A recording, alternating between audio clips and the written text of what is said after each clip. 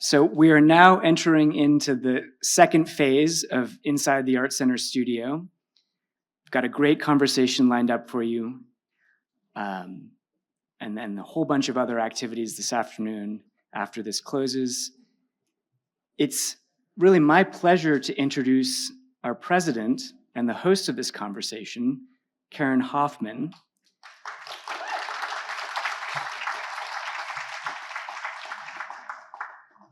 Karen is a product design alum, a former faculty member, former chair of product design, former provost, and now our president.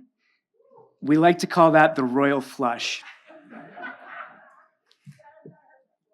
So with that, Karen, I'll bring you to the stage.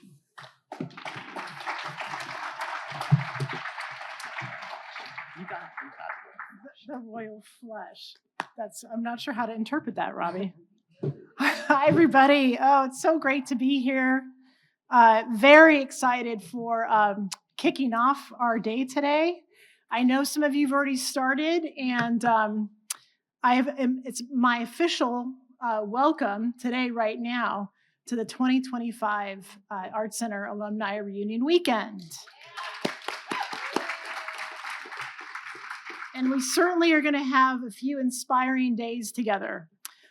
This is just the start of a weekend filled with opportunities to reconnect, to celebrate, and experience the incredible creative energy of our ArtCenter community with alumni, with students, faculty, staff, and others in attendance. I've certainly been looking forward to this weekend for a very long time because we haven't had a reunion for 7 years. So it's a long time coming. And in particular, today's ArtCenter studio really does serve as a reflection of the innovation and imagination that defines who we are as an educational institution. The opportunity to have conversations like this with highly accomplished artists and designers within our community motivates, energizes, and inspires us all. And it helps us with our own professional practice and studio work. It's essential to the educational mission of our college, where making, creative exploration, and innovation is a meaningful lifelong pursuit. I'd like to take a moment now to recognize our generous sponsors for this weekend's alumni reunion. And that would be Elise Williamson, Full Circle, Hayworth, and newly minted board member Joe Sang.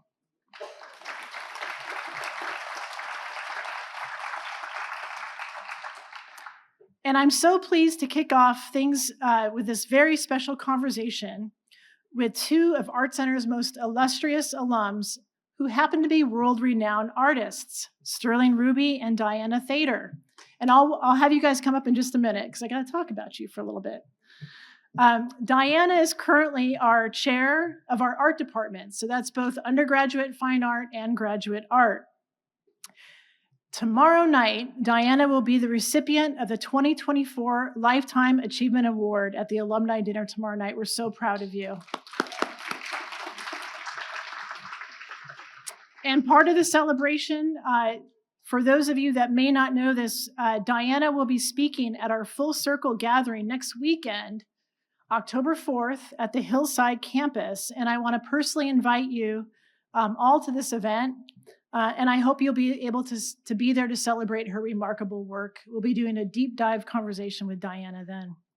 But for today's conversation, we're going to spend probably about 45 minutes in dialogue. I want to carve out at least 15, 20 minutes for questions, engagement from all of you. So that's what we're hoping for. And I believe, Diana, we have your students are here today? Some of the students are here from undergrad fine art and grad art. Students, could you raise your hands? Do you mind? Awesome. We're happy you're here. And I see Gabrielle Jennings and I think Amir. There's Amir. Okay. Thank you. Our two chairs for graduate and undergraduate art are here as well. So before we get started in our conversation, I want to add a little bit of perspective. And I want to take a moment to highlight just a few of the impressive accomplishments that each of these incredible artists and alumni have done during their career. So as a graduate from our MFA program in 1990, Diana Thader has made groundbreaking contributions to contemporary art for these past 3 decades. She's been at the forefront of time-based media and installation art. One of her pieces is right behind us here. Her innovative use of video, light, film, and sound have challenged the boundaries of perception and space, exploring the tensions between the natural and the constructed worlds. Her work is in the permanent collection of museums such as LACMA, MoMA, the Guggenheim, and the Whitney.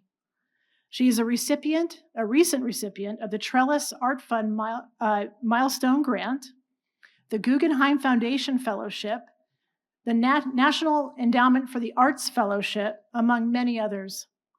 In addition to her artistic practice, Diana has been a dedicated faculty member here at ArtCenter for many years, and now as chair of the art department, she continues to mentor and profoundly influence generations of artists and continues to shape the landscape of contemporary art. Sterling Ruby graduated from our MFA program in 2005. Happy 20th anniversary to you, Sterling. Yes, we're happy to have you here. His work has been featured in numerous solo and group exhibitions around the world, and he has proclaimed one of the most interesting artists to emerge in the century by the New York Times art critic Roberta Smith. Working in a multitude of mediums from painting and drawing to sculpture and ceramics, textiles, video, and fashion, Sterling has continually pushed the boundaries of contemporary art, frequently incorporating a process of defacement, fragmentation, and reclamation of materials. He has produced complex works of personal expression and social commentary on topics such as culture, craft, masculinity, violence, prisons, globalization, American domination and decline, waste, and consumption.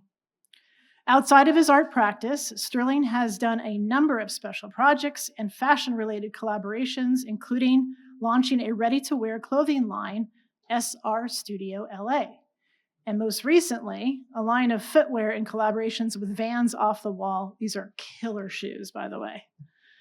And Sterling is also the recipient of the 2019 ArtCenter Alumni Award for Distinguished Mid-Career Achievement. Thank you both for joining us today. And Diana and Ruby, please, or Sterling, please join me on stage.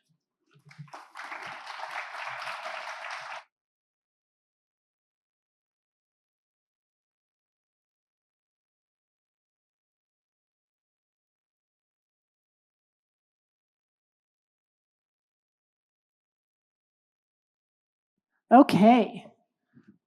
Well, I'd like to cover a few things in this conversation today.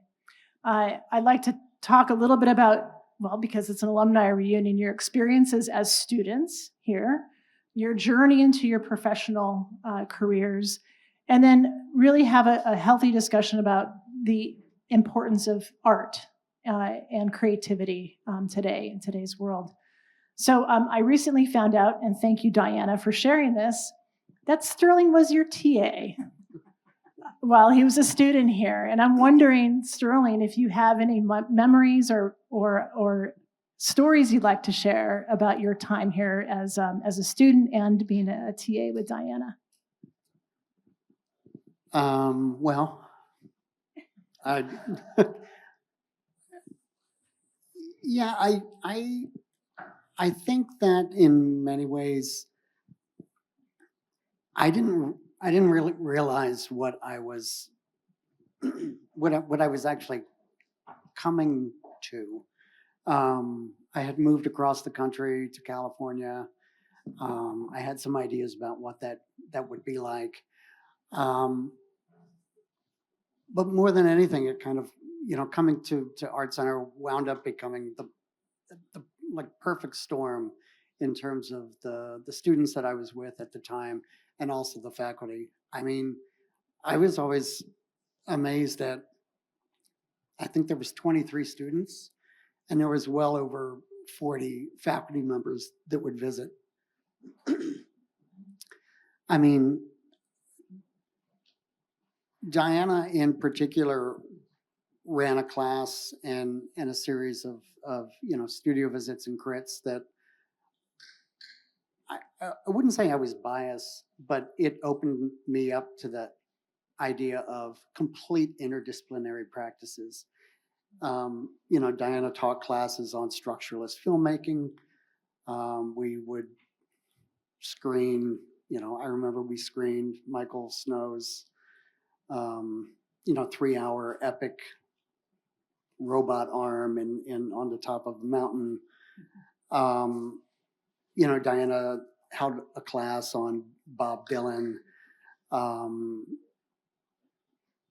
She also was very, very influential in terms of fashion, kind of like screening particular moments in history that fashion designers took and broke out from the kind of compartmentalization in the market, which is in the industry that is fashion. And as I said, like I didn't come here feeling like I had a bias towards anything, but Diana just blew that up. And that was very beneficial for me because it kind of like allowed me to continue to make work without any sort of compartmentalization within like what you might condone as being art or high art, and I found that to be really special. Was there something that serving as a teacher's assistant, what class was that, and what did you take away from that? Because you were then probably mentoring students with Diana. We did grad seminar. Remember? Yes, I do. Yes. That big book of essays. Yeah, Diana and Mike Kelly, Bruce Hanley, a number of the faculty members would take turns to host a grad seminar, and this was an opportunity for us to bring anybody. Like it could be a writer, it could be somebody from Art Forum or October, it could be a filmmaker. And they would come, and each week we would have a new person come and kind of, talk to the class, which was, again, very intimate and very small. But Diana had us, as her TA, put together booklets and, pamphlets on each and every visiting artist's writing or articles that were written about them. And so by the end of the semester, you had this extremely dense, beautiful, and kind of almost zine-like diary of like what we just heard, and had the opportunity to have studio visits with and talk to. And Diana, any memorable specific moments of Sterling as one of your students? I have one of my favorite stories is actually about Sterling. I was teaching the experimental film class in the Amundsen, and we had a small department, so it was a small class, and they would all sit like in the back, like the way you're doing now. See how it's empty up here? And I said to the students, Bob Dylan said, you better sit close to the teacher if you want to learn anything at all. And Sterling got up, walked to the front of the room, and sat right in front of me with his notebook and his pen, and he looked up at me, and he was ready. And I thought, that's it. That's what it takes. Curiosity, intelligence, talent, ambition. These are the things that he showed me when he was a student, and I appreciated that moment very much. See? There you go. He did it just like that. Very good. And so on that note of ambition and learning, and Diana, I'll start with you, and Sterling, you could continue to comment. Were there certain things, and you, Diana, as a student, what was it that here at ArtCenter, what did it do to prepare you for your career? Well, ArtCenter was a place where we could learn, you could learn art, you could learn about art, you could learn art history, but what you really learned to do was to think like an artist. And that was the most important thing that I was taught. And Sterling has mentioned some of the professors, and I had some of the same teachers: Mike Kelly, Patty Podesta, Jeremy Gilbert Rolfe, Stephen Prina. And what they did beyond teaching, they modeled ways of being an artist, because they were all professional artists. These were not just teachers, they were artists who were practicing and were in galleries and institutions. And they modeled behavior that I then copied. Literally, I just copied it. I would watch the way Mike Kelly did exhibitions, the way he dealt with people, the way he worked with his galleries, and I literally copied him. And that's how I learned how to be an artist in the world, not just an artist in school. So our relationships with our teachers went beyond school. They went on afterward. And I have to say that some of my closest friends are my former teachers. And we were, my husband, T. Kelly, went to school here also. And we were very close with Mike, very close with Prina, very close with Patty. So we maintained relationships with these people who we respected. And I remember when I graduated, we all went out to dinner with Mike, and we said, "Hey, Mike, you're rich. You pay the bill." And Mike said, "No, now you're my peers. We split the bill," which is so Mike, right? But he said, "You're my peers." And that was so important, I have a similar Mike Kelly dinner story. He was like, at one point, he's like, "Do you ever have any family members come to visit you here?"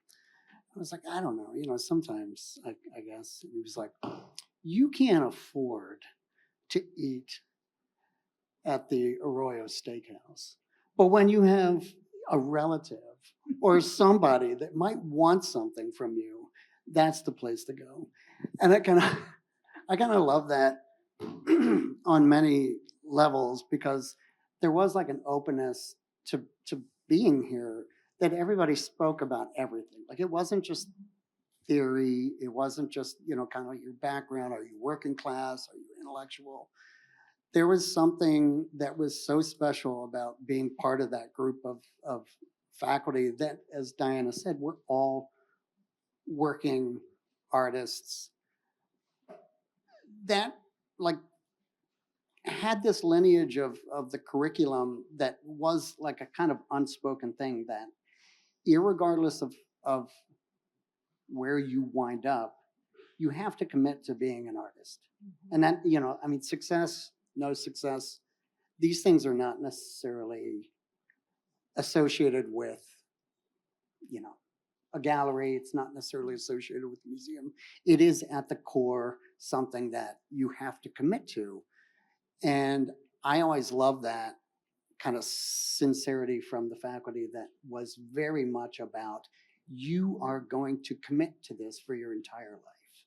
And to be an artist means that you will always be an artist, irregardless of what happens. And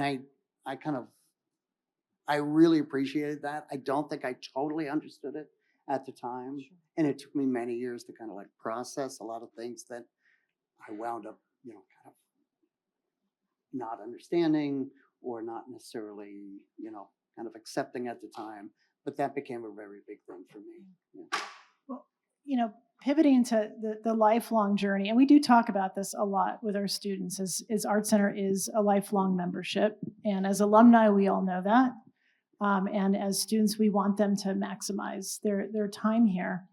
And I'm curious on your journey, both of you, as you moved from student to professional life, and kind of thinking back to your younger self, is there advice that you would give to yourself many of those years ago, or to current students who are going to be on their professional journey soon? Well, as a faculty member and as a chair of a department and as a former student, there's something that I want to say that doesn't necessarily get said a lot in with regard to artists, and that's this word I used before, and that's ambition. You have to be committed to what it is you're doing, and you have to have the ambition, because it's not easy to be a working artist and make a living in the world. You have to have a certain amount of ambition to reach that point, and not everybody has that.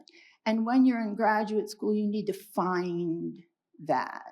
And if you don't, you may end up teaching, you may end up writing, you may end up in the film industry. But to be a working artist, you have to have faith in yourself and your medium in order to conjure that ambition to make a living in the world as an artist. I also think that for me, one of the things I wish I had more of was at the time was patience. I think that, again, similar to what Diana is saying, there's a commitment to this that could be lifelong, and that's kind of in order to give yourself the opportunity and the space to do what you wind up developing over time. It is commitment, and it is it's kind of like it. I don't want to say patience, because in a weird way, patience kind of alludes to like lack of ambition in a way. But I think there's like a It's a balance, right? sequence of those Being things. patient with your Yeah. inner self, Yeah. but still being tenacious and ambitious, Yeah. and Yeah. and that I commitment. mean, you need to be patient to learn. I mean, that's the thing. You need to be able to listen and comprehend. And even if you don't get it, as Sterling said, you're going to get it in 2 years. You're going to understand it in 10 years, what someone once said, one of your teachers said to you. It'll come back to you. It still does, by It the still way. does. Yeah. My And teacher's some of them are in words- here in this room. Yeah, my teacher's words come back to me all the time. Yeah. I think it's also similarly to what Diana was saying. One of the things that I really loved about California and Los Angeles was that it really was a teaching community. And you kind of looked at the teachers that you had. I looked at the teachers that I had, and there was a procession of teachers that taught. And that was not necessarily the case. And that's one of the things that I loved, and that I really wanted to come here as opposed to New York. There was a tradition of teaching for working artists. Yeah. And I mean, there was always like this kind of scenario that, you were like, oh, well, you were the teacher of Baldessari, and Baldessari was the teacher of, Charlie Ray, and Charlie Ray was the teacher of, it was like this trickle down effect of people taking their experiences and openly and very generously, giving that on to the next sequence of students. And I think that also gives you the sensibility that you're part of a bigger thing. It's not just your time. Yeah, and I think one of the things I want to pivot towards is, applying all of those lessons, learning to really be as ambitious and committed as possible in your careers. I'm curious, so now in your professional journey, are there certain projects or work that was most challenging? What was the most challenging moment for you so far in your careers? I don't. I mean, yes, there's definitely some things that I could throw out there that was a production challenge, or that was a negotiation challenge, or it was a financial challenge.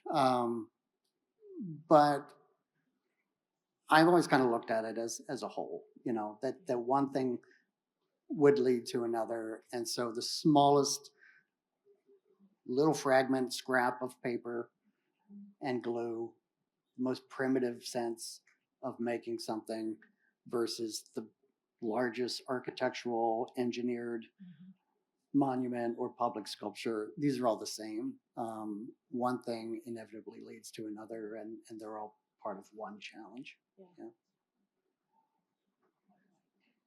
Or how about this?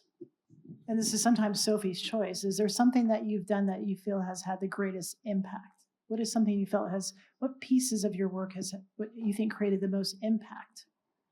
Well, I think for me, I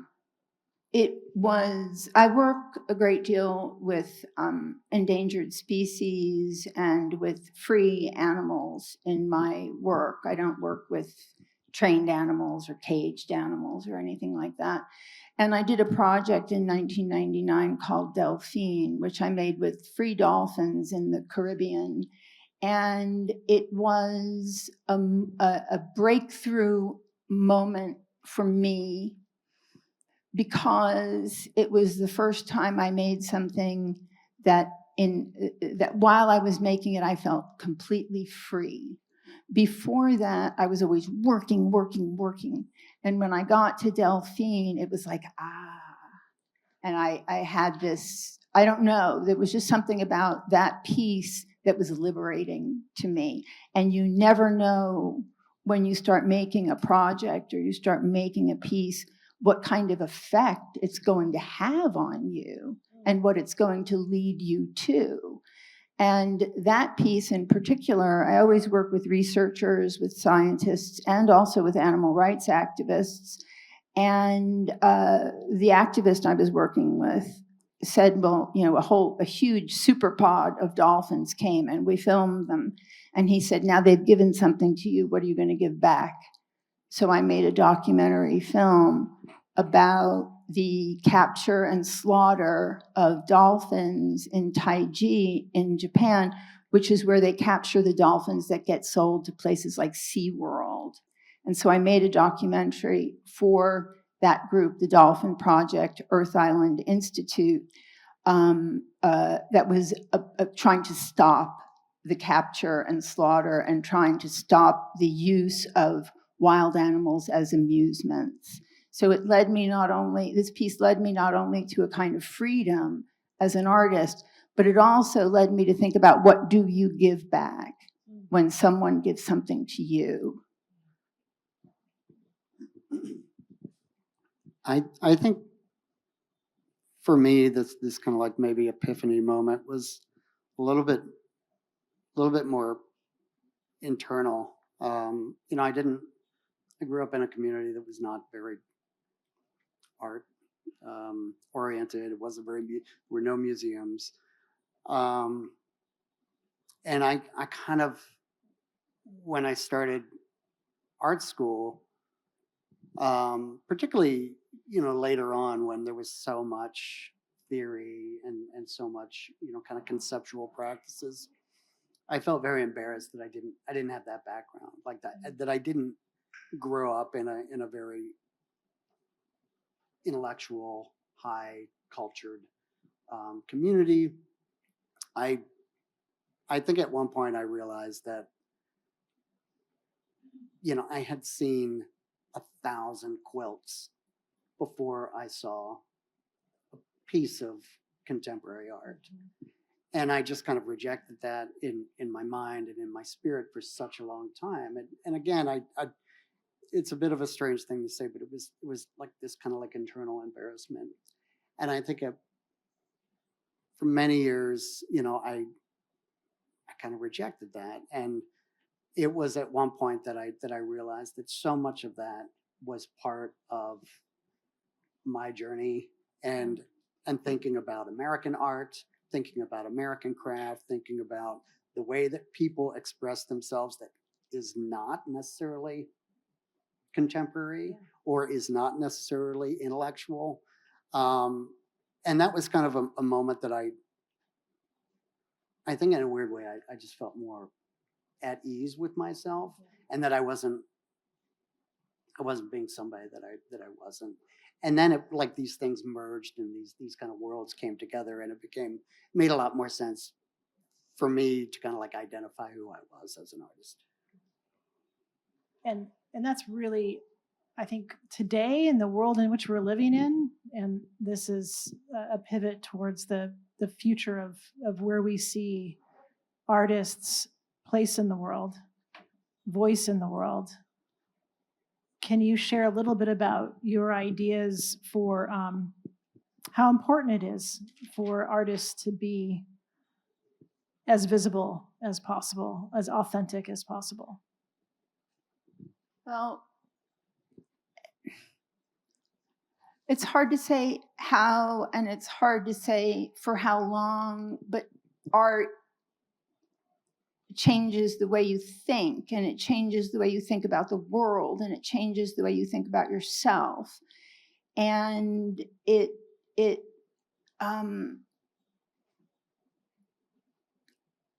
can, if you believe that art can change the world, you can make art that changes people's minds about things. And I know this in particular from my own work, because I do work with like critically endangered species, that people respond to that, and that it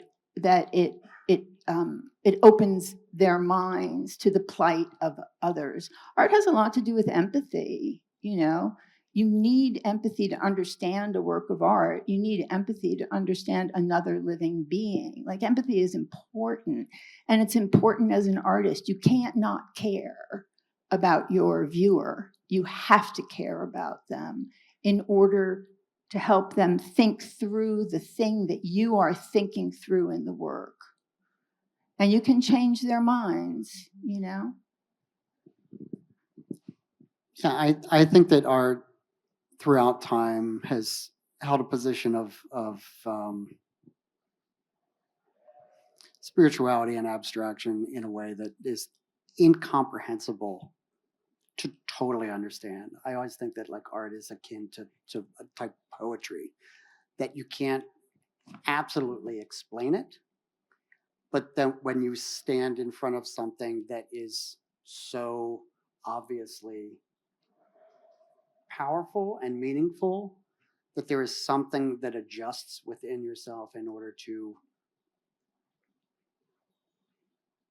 be attracted to it. And that the hope is that something within that attraction creates an altercation in the way that you think in real time, or the way that you think in your kind of set manner. And I believe that art has the capability to,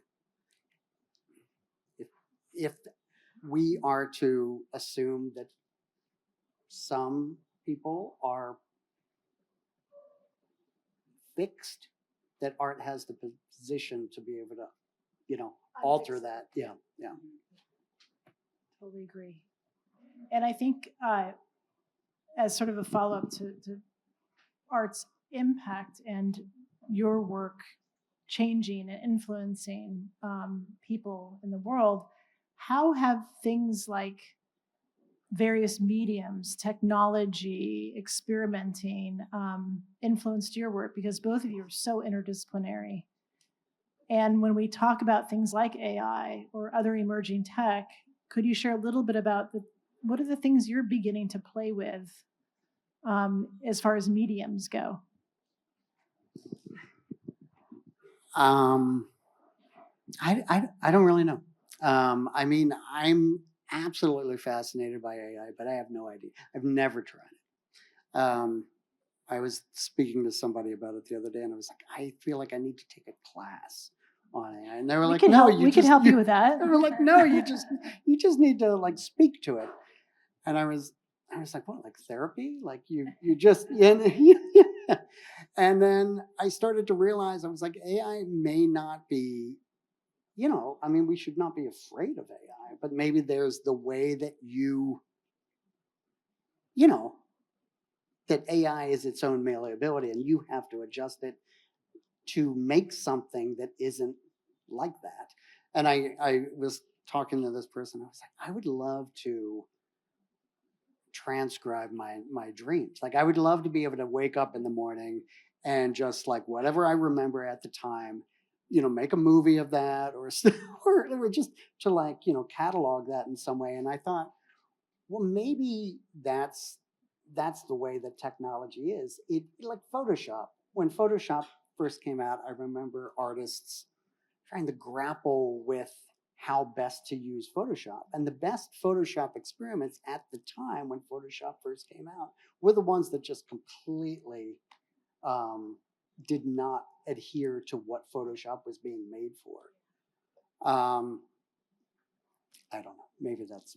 Yeah, no, I mean, that's totally what I was thinking about, Sterling, is that artists take things that are made to do something and they make it do something wrong. They make it do something new. So AI, I keep telling people AI, I want it to like answer my email. I don't want it to make my art. I want to make my art, But artists are going to find ways to use AI wrong. And that's the beauty of artists, is we use things incorrectly and we discover things and other people follow. And that's our relationship to emerging technologies. I love that, using things. It's kind of a little different than the design approach, which they're both very important. I've got one more question for you two, but I want our audience to think about questions that you might have, because I do want to make sure we include you in this dialogue. I kind of pointed to this a little bit earlier. I'm curious what you might be able to share. What's next for you? What are projects that you're starting to engage with that you could talk about? Obviously, Sterling, I know you've got your recent footwear work, which I'm obsessed about. And we could talk about collaborations, but what is next? And Sterling, what's on your plate? I mean, I have a number of things I'm working on, but really, I mean, this might be like I don't mean to like suggest there's any advice that I could give, but I just finished up a number of shows, and this always happens to me. I get like post-show blues. You get like, was that the last show? Was that the best show? Is it like what? And I'm in this like in between, and that kind of always happens. But sometimes the best things come out of that, like an entirely new series, or something comes up, or you decide to halt production of everything and move into something that's more intimate as opposed to more upscale, something that's more machined and high production versus something that's just made by hand. Made primitive, and I'm in that like zone right now. I'm just trying to figure out how to move forward. Diana? I lost everything in the Eaton fire.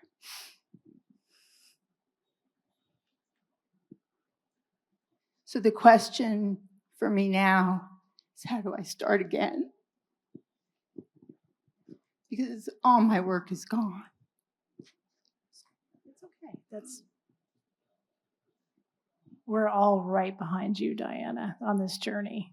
And we admire you greatly for your bravery, your continuance. You keep doing it. And for those of you that are going to be part of the Alumni Awards tomorrow night, you're going to see a pretty incredible story in a video. And Diana, we can't thank you enough for being so open about your experience. And there's so much to learn, and we're just starting to learn. I mean, this conversation has been, we are eternal teachers and learners, and I feel like I've been a student in this conversation, and really appreciate you too. And so now I want to pivot to our audience for questions. And do we have, thank you, Jojo, a microphone. See, you're on it. Our student in the front here has a question. I love it. Thank you, Judge. Cool. Hello?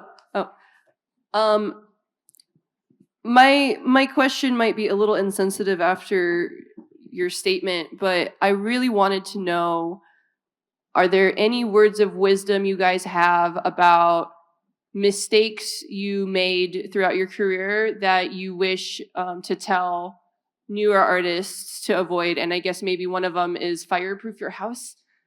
But besides that, are there any regrets you have or things that you had to learn the hard way that you wish you could have just known in advance not to do it that way?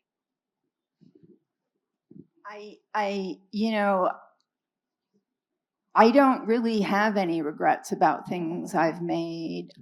Sometimes when you think you've made a mistake, that turns out to be the most productive moment. When you think you've done something wrong, that can be the thing out of which something new arises, because it's something you didn't intend. And I don't, no, I don't have regrets in terms of my work or in terms of my career. And the one thing I would say that's very important, and that is, you remember on your way up to be cool to everybody, because on your way down, everybody's going to be cool back to you. And I think that's really important, and you have to learn that. You can't become a famous artist and become a jerk. You have to take care, because you might be on your way down a week later, and so it's just, that's just what, that's what I think. I ditto Diana, karma. I think I agree. I don't have any regrets. Not everything worked out, but that's okay, because it wind up leading to some other decision that was made in the future that maybe did. I also don't think it should be success after success and triumph after triumph. I think the hardships are also very much like part of that. I didn't. The one thing that I wish I had done more, that I didn't really start to do until I came here and everybody told me to start doing it, was to document everything. That's just like a pragmatic thing. Is I wish I could look back 30 years and actually see what I know I had made in the past. That's it. If I could, and thank you for the next question, I'm going to add, I can't help myself. I have to add one more little piece of advice that I would consider. Be true to yourself, no matter what. Be your authentic self. Don't let those around you, even though they think they're offering the best advice, you don't have to follow it. You got to stay true to yourself, and it'll take you to places that you want to go. Maybe there's one other thing. Then I think longevity is something that I don't think everybody in the field of art and making creative decisions. Longevity is like the like when you look at art history, like you want to be part of that. You don't want to be like stuck in this time or this like specific moment in time. And I think that that's also something that a lot of the faculty here at ArtCenter, we're like, you want to make sure that you are enthusiastic and you still want to make art 40 years from now, as opposed to 2 years from now. Hi, thank you. This has been so interesting and great. My question has to do with representation and selling of work. And I do think it ties in a little bit to the conversation of authenticity, because at least for me, being an artist is very different than selling my work or having my work be presented, consumed, collected. Like those are all very separate things for me personally. And I just think because both of you have achieved such sort of, traditional success in terms of having galleries and shows and agents, I assume, and gallery representatives, if you could talk about that aspect a little bit of your practice and what that's been like for you. It's something you have to learn. It's really working with galleries and working with institutions is something you have to learn to do. And making money is something you have to learn to do in order to keep your practice moving forward, And I was lucky as a very young artist that I was brought in to a very young gallery, which then blew up over the course of the next 20, 30 years, you know. But I was lucky. So, you know, luck is involved in a lot of this. I was in the right place at the right time, and I was doing the right thing. But working professionally, and that's what I mean by working with a gallery, working with an institution, it's something you have to learn to do. And I was talking earlier about how my teachers were models for us, and I watched how they worked with institutions. I watched how they worked with galleries, and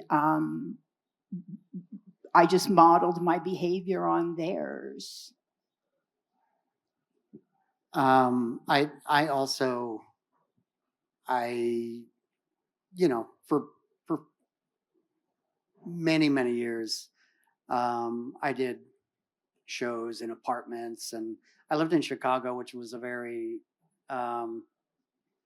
DIY, you know, kind of community of artists and curators and writers, and we all kind of did things together, which was very community based. And as I said, you know, a fellow student would be on their way to, you know, potentially be a curator, and we would do a show in their apartment, or, you know, a potential other student, you know, would do a show in their garage. And these were things that, again, I think was very helpful for me, because there was no financial opportunity within this. As a matter of fact, it was the opposite of that. You just kind of maxed out credit card after credit card after credit card. I'm not suggesting that for everybody. And it, but it really was special in the sense that you kind of learned how to do things for yourself, like how to put on a show, how to hang something, how to build a pedestal. And that really helped me later on, when I did have the opportunity to work with somebody that was a little bit bigger in terms of gallery representation. And as Diana said, some of those people that I worked with very early on, you know, 25 years ago, they wound up becoming museum directors, and they wound up becoming head writers for, you know, publications, or FIDUN, or, Flash Art. I mean, there were all of these different things that started to happen within a generational, you know, kind of group of people that was very important to take to that next level. It happens very differently now than I think it used to, though. And I think that thing that I was talking about in terms of longevity, you wanted to have the opportunity to continue to show, and to have, you know, the gallery that you were working with to be supportive of you. And that took time, and there were different, you know, steps that each artist took. And I think that that's very important. And I think it's, you know, I think those steps are what creates longevity in an artist's career, and to like sidestep those or to skip those is kind of detrimental, I think. Yeah, I want to add to what Sterling said, because when I first started working in LA, there were no galleries, and it was a recession. There was a recession, and we had shows at the Bliss House in Pasadena. It was an artist's house, and he would have shows, and we would all do shows there. You did everything yourself. I learned how to fix my video projectors. I learned how to install. I learned everything. And another artist had a gallery, another up-and-coming gallerist had a gallery in his living room. And then Tommy Solomon had a gallery in his garage. You know, remember Jorge Pardo's first show was in Tommy Solomon's garage. My first show was at the Bliss House. So it was artists doing things for artists, and people who wanted to become gallerists were growing up with us, you know, so we all came up together. Thank you. There's a question here.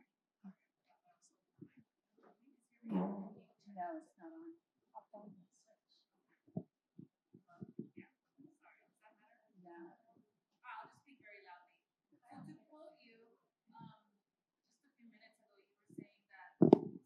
Sure. It doesn't have to be success after success. And I think that requires that you define success, right? I think we're speaking about like galleries and that type of thing and having shows. But do you find that it has changed? The definition of success has changed for you? And if so, how? I mean, success has had different meanings for me over time. I'm very fortunate for, what happened since graduating 20 years ago. And it has changed, like the idea of like what success meant. And sometimes that was like very logistical, like being able to sell something in order to make something that I really wanted to do. And that's like, that's perhaps like an opportunity, a financial opportunity, but also like maybe an opportunity to try some type of production that I didn't have access to over time. But I do think what I find in terms of success now is very organic, spiritual, and almost undefinable. Like it's just this kind of like peace that or almost, it doesn't have to be peace. It could be like real agitation as well. Like that you go into the studio, or that you are sitting at a desk or working at a table, and you still have the drive to do that. And I think that that's success for me. Like that I still want to make something new. I still want to figure out how to end one series and have that lineage come into another series. I still want to figure out how to make, a type of stitch on a seam, or I still want to learn how to make a machined aluminum sculpture. There's still things that I really want to do, and I find that to be successful. Like the drive to continue to do it is really like my most. That's like my happy place. Yeah. I think we have time for one more question. Robbie, are we on time? Okay. Oh, I think we have one more question up front again. Hello? So I mean, I sound like such a negative person, but maybe I fear failure, right? And if we're talking about how you define success, and we've also talked about how you have no regrets, how do you define failure? And you said it's not going to be success after success after success and expect failure. So what do you consider failure? How do you define failure for yourself?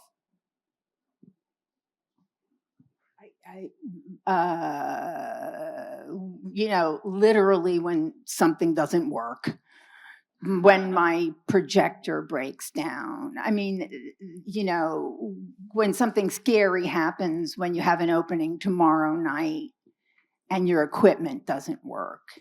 And that's why, when I started working, I worked with this equipment company, and they taught me how to repair video projectors so that I could be prepared.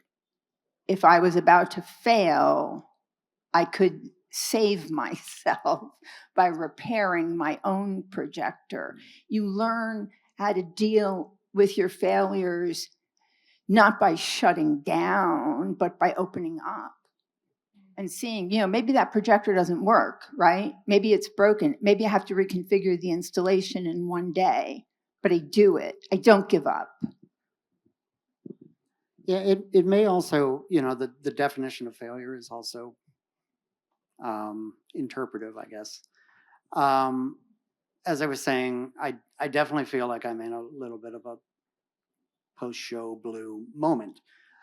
Depression, anxiety, paranoia, all of those things are part of like going in to make work and not really knowing, what that's going to turn out to be, and having the kind of anxiety that it might not be anything anymore. That's I guess, in a way, I shouldn't call it failure, but it is like a type of, like weight on you. And if you get through that, like that's that's like the kind of, the epiphany of being an artist and working through those kind of like, trajectories of up and down. Like from a material perspective, I make ceramics, and I was not trained to be a ceramicist. I just kind of like taught myself over years. But one of the problems is that everything used to blow up. Like 1/3 out of every piece that I would put in the kiln would blow up. And that seemed like a real failure to me. Like that seemed like, oh my God, again. And sometimes the firings would last weeks, so you would wait and wait and wait. And when you would open the kiln, it would just be like a complete disaster. Over time, I realized that that's its own archaeology. Its own failure is its own sense of like almost like a dig site or a grave site, this very autobiographical scenario of, detriment and collapse. And I started to incorporate those into new works, reglaze those, refire, reglaze, refire, until it created its own, kind of like almost ceramic archaeology. And that's like a very, I guess, general idea of how material can become, from a recessed scenario of failure to becoming something that's about that failure, but something that's whole and new and explanatory in a material. I remember when I was a student and I was planning my final show, and I was explaining to Stephen Prina, who was my wonderful teacher, what was going to happen. It was going to be this, it was going to be this, and this, and it was going to be amazing. And he said to me, what if you fail? What if it just comes out, I was going to be red and green and blue and yellow. And he said, what if it just turns out brown? And I was like, then it's brown. I get what I get. My idea, playing out the idea is the really important thing. If it ends up being a mess, I learned something from it. But I just have to live with what it is, not live with what it should have been, but live with what it is. Thank you, Diana and Sterling, for a remarkable conversation. Thank you. Thank you. Thank you, Karen. We're so grateful for you to be part of this community and taking the time to be part of the first day of our 3 days together. And thank all of you for being here today in this wonderful discussion, and continue to enjoy your afternoon and a big party tonight that I'm looking forward to. Are there any announcements that we need? And I'm looking to Robbie. So thanks, everybody. And thank you all from my vantage. What a fantastic conversation. Part of what makes ArtCenter so special. So we've got a full afternoon planned for you all. There's about, I would say, 20 minutes to take a quick bathroom break and stretch your legs. And then the second part of Inside the ArtCenter studio will begin at 2:00. And that will showcase illustration, product design, interaction design, spatial experience design, and art. All of that will be collected here, so you'll gather in this room again, and then you'll be led to the various studio locations. That will conclude at 4:00. For those of you who want to take a quick break, you can surely jump out then. There will also be tours of our exhibitions here from 4 to 5, and then at 5:00, our welcome party on the roof. So we hope to see you for all of that, but be sure to come back here right around 1:55 to be guided to your next location. And thank you, Karen, Sterling, and Diana.